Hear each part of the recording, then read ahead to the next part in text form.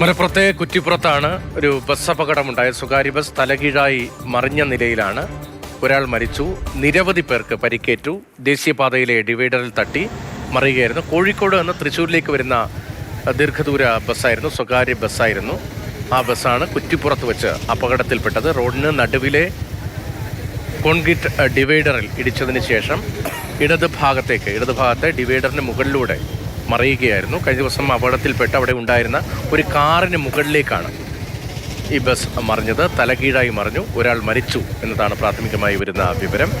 പ്രദേശത്ത് അല്പം മഴയുണ്ടായിരുന്നു. നേരത്തെയും അപകടങ്ങൾ നടക്കാറുണ്ട്, പക്ഷേ സ്ഥിരമായി അപകടങ്ങൾ നടക്കുന്ന സ്ഥലമല്ല. അശ്രദ്ധ മൂലം ഉണ്ടാകുന്ന അപകടങ്ങൾ എന്നതാണ് പഞ്ചായത്ത് അംഗം ഉൾപ്പെടെ നേരത്തെ പ്രദേശത്തെ പഞ്ചായത്ത് അംഗം ഉൾപ്പെടെ നേരത്തെ നമ്മളുമായി സംസാരിച്ചപ്പോൾ പറഞ്ഞത്. സമീപത്തെ ആശുപത്രികളിലേക്ക് 4-5 ആശുപത്രികളിലേക്കായി നാട്ടുകാർ പെട്ടെന്ന് എല്ലാവരെയും എത്തിക്കുകയാണ്. അതിൽ ഒരാളുടെ നില അല്പം ഗുരുതരമാണ് എന്ന സൂചന നേരത്തെ രക്ഷാപ്രവർത്തനത്തിൽ പങ്കെടുത്ത അദ്ദേഹത്തിൻ്റെ വാക്കുകളിൽ ഉണ്ടായിരുന്നു. ഒരു മരണം സ്ഥിരീകരിച്ചിട്ടുണ്ട്. ഒന്നിലധികം പേർക്ക് 3 പേർക്കെങ്കിലും അത്യാവശ്യം ഗൗരവമുള്ള പരിക്കാണ് എന്നതും പ്രാഥമികമായുള്ള വിവരങ്ങളിൽ സൂചിപ്പിക്കുന്നു. പക്ഷേ അക്കാര്യങ്ങളിലൊക്കെ ഒരു കൃത്യത ഉണ്ടാകണം. അരുൺ അമർനാഥ് ഉണ്ട്. അരുൺ, ആശുപത്രിയിൽ നിന്നുള്ള വിവരങ്ങൾ എന്താണ്? ഒരു മരണം സ്ഥിരീകരിക്കുന്നുണ്ട്. 3 പേരുടെ നിലയാണ് ഗുരുതരമായെന്ന് പറയുന്നത്. 20 പേർക്കും പരിക്കേറ്റിട്ടുണ്ട് എന്നുള്ളതാണ്. അവരുടെ നില തൃപ്തികരമാണ്. ഈ 3 പേർക്കുള്ള അടിയന്തര ചികിത്സ തന്നെ നൽകി വരികയാണ് എന്നുള്ളതാണ് ആശുപത്രിയിൽ നിന്നും ലഭ്യമാകുന്ന വിവരം അനുസരിച്ച് ഇപ്പോൾ ലഭ്യമാവുന്നത് എന്നുള്ളതാണ്. അതായത് നേരത്തെ ഈ പഞ്ചായത്ത് പ്രസിഡന്റ് ഉൾപ്പെടെ സൂചിപ്പിച്ചതുപോലെ ഈ അപകടം പതിവല്ല എന്ന് പറയുമ്പോൾ പോലും ഇത്തരത്തിൽ ഇവിടെ അപകടത്തിനൊരു സാധ്യത ഉണ്ടാകുന്നുണ്ട്, ഒരു സാഹചര്യം ഉണ്ടാകുന്നുണ്ട് എന്നുള്ളത് തന്നെയാണ്. കാരണം അതായത് ദേശീയപാതയുടെ നിർമ്മാണ പ്രവൃത്തികൾ നടന്നു വരികയാണ്. അപ്പോൾ അതിനായി റോഡിന്റെ ക്രമീകരണങ്ങൾ ഡിവൈഡർ ഉൾപ്പെടെ വെച്ചാണ് ഇപ്പോൾ ക്രമീകരണം നടത്തുന്നത്. അതിന്റെ ഭാഗമായി കൂടി ആ മേഖലയിലേക്ക് എത്തുമ്പോൾ റോഡ് ഇടുങ്ങുന്ന ഒരു സാഹചര്യമാണ് ഉണ്ടാകുന്നത്.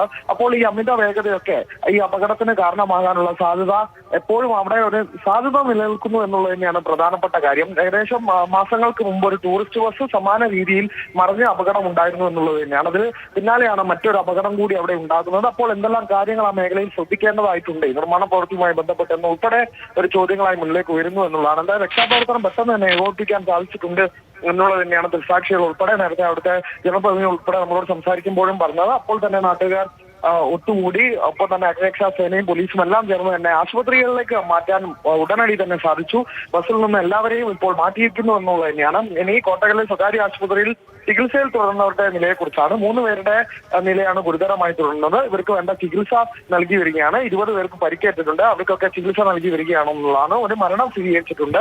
ഇദ്ദേഹത്തിന്റെ വിവരങ്ങൾ ഉൾപ്പെടെ വ്യക്തമാകേണ്ടതും കൂടിയുണ്ട് എന്നുള്ളത് തന്നെയാണ്.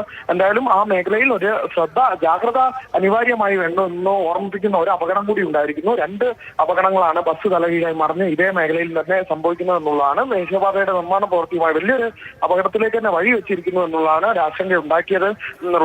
എന്തായാലും രക്ഷാപ്രവർത്തനം വളരെ ഊർജിതമായി തന്നെ പുരോഗമിക്കാൻ സാധിച്ചു. നാട്ടുകാരുടെ ഇടപെടലും ഏകോപനവും ഒക്കെ തന്നെ ഉണ്ടായിരുന്നു എന്നുള്ളത് തന്നെയാണ്.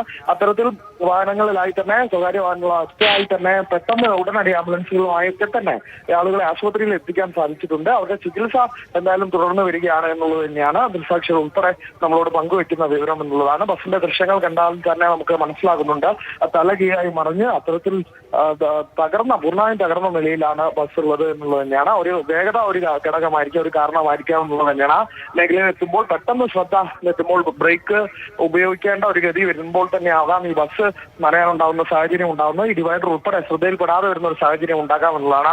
അതീവ ശ്രദ്ധയോടെ തന്നെ ആ മേഖലയിൽ അത്തരത്തിലുള്ള കോഷൻ ബോർഡുകളൊക്കെ അനിവാര്യമാണ് എന്നുള്ളത് തന്നെയാണ്. അതൊക്കെ ക്രമീകരിച്ച് കൊണ്ട് തന്നെ അപ്പോൾ യാത്രക്കാരുടെ ഭാഗത്തുനിന്നും അത്തരത്തിലുള്ള ജാഗ്രത അനിവാര്യമായ ഒരു സാഹചര്യം ആ ഒരു മേഖലയിൽ ഉണ്ട് എന്നുള്ളത് തന്നെയാണ് രതീഷ്.